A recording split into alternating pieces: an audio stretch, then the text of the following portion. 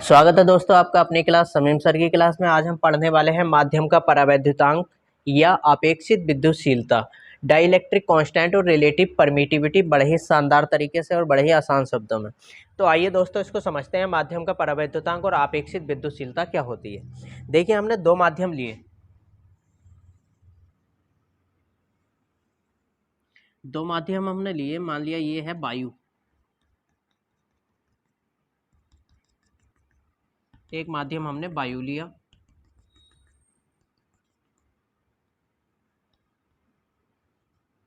एक माध्यम हमने वायु लिया और दूसरा माध्यम लिया हमने, मान लिया कुछ भी ले सकते हो, कांच ले लिया, दूसरा माध्यम ले लिया हमने कांच, कुछ भी हो सकता है, किसी का तेल हो, कुछ हो।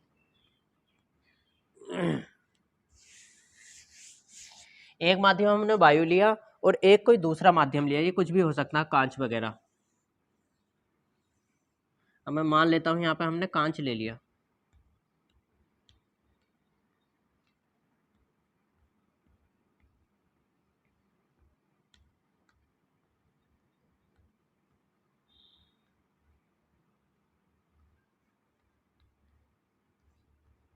या कुछ भी, कोई भी माध्यम हो सकता, कोई भी अन्य माध्यम। अब यहाँ पर हमने वायु की विद्युतशीलता ली एप्सिलॉन नॉट, और यहाँ पे कांच की या कोई भी माध्यम है कांच के अलावा उसकी विद्युतशीलता ली खाली एप्सिलॉन। ठीक है। अब इसमें हम क्या करेंगे, दो आवेश रखेंगे, दो स्थिर बिंदु आवेश रखेंगे।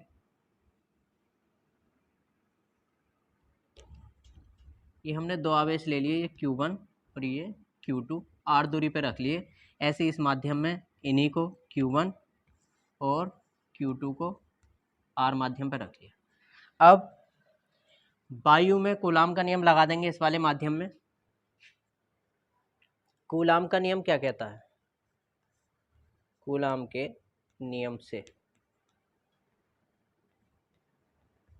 कूलाम का नियम ये कहता है कि दो स्थिर बिंदु आवेशों के बीच लगने वाला आकर्षण बल उनके गुणनफल के, मतलब उनके परिमाणों के गुणनफल के अनुक्रमानुपाती और उनकी बीच की दूरी के वर्ग के व्युत्क्रमानुपाती होता है। दोनों जगह हम कूलाम का नियम लगाएंगे। देखिए वायु में कूलाम का नियम लगा रहे हैं तो हमारा हो जाएगा F, वायु में हमने नाम दे दिया ए से air, 1/4 pi epsilon naught Q1 Q2 upon R square, equation number 1। ये नियम हमने हवा के अंदर लगाया है यहाँ पे। ठीक है। अब यही नियम दूसरे माध्यम में लगाएंगे, फिर दोबारा से लिखेंगे कूलाम के नियम से,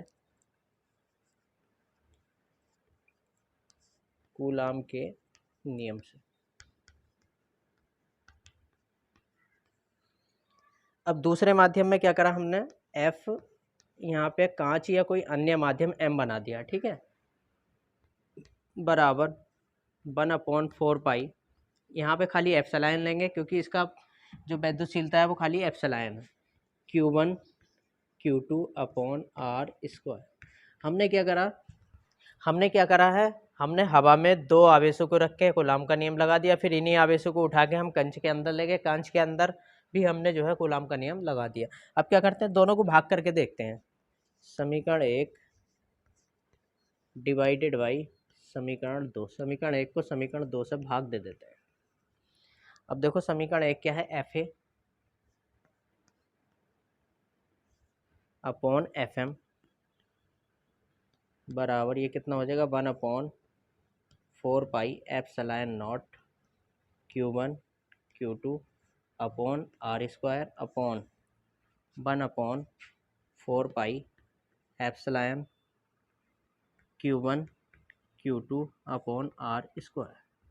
अब देखो दोस्तों, Q1 Q2 upon R square से Q1 Q2 upon R square cancel हो गया, 1/4 पाई से 1/4 पाई कैंसिल हो गया, बचा क्या हमारा, ये हमारा बचा F A upon F M बराबर हमारा बचा 1/एप्सिलॉन नॉट अपॉन 1/एप्सिलॉन। अब क्या करते हैं, जब चार चीज़ें ऊपर नीचे आ जाती हैं तो ऊपर वाली की नीचे वाले से गुणा और बीच बीच वाले की गुणा, तो ये बराबर हो जाएगा एप्सिलॉन बन जाए एप्सिलॉन अपॉन एप्सिलॉन 0 बन जाए एप्सिलॉन 0। ठीक है। तब हमें क्या रिजल्ट मिला, हमें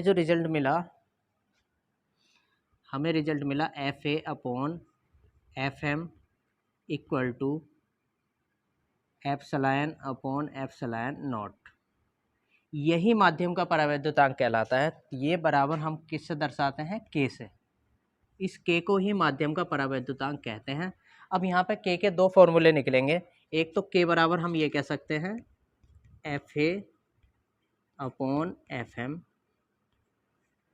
या के बराबर हम कह सकते हैं एप्सिलॉन अपॉन एप्सिलॉन नॉट।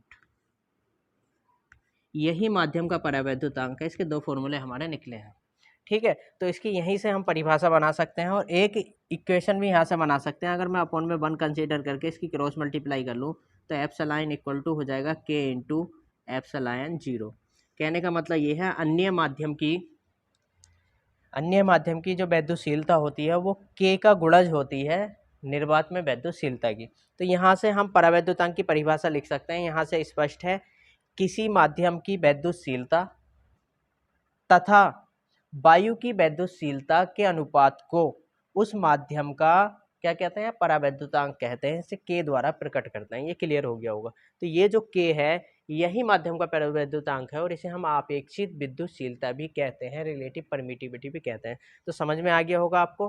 ठीक है, तो इसी तरह की वीडियो के लिए, इसी तरह की फिजिक्स की बड़ी शानदार वीडियो के लिए हमारे इस चैनल को शेयर करते रहिए, सब्सक्राइब करते रहिए। मैं था समीम अहमद सैफी, आप देख रहे थे आपकी अपनी क्लास, समीम सर की क्लास। जय हिंद, जय भारत।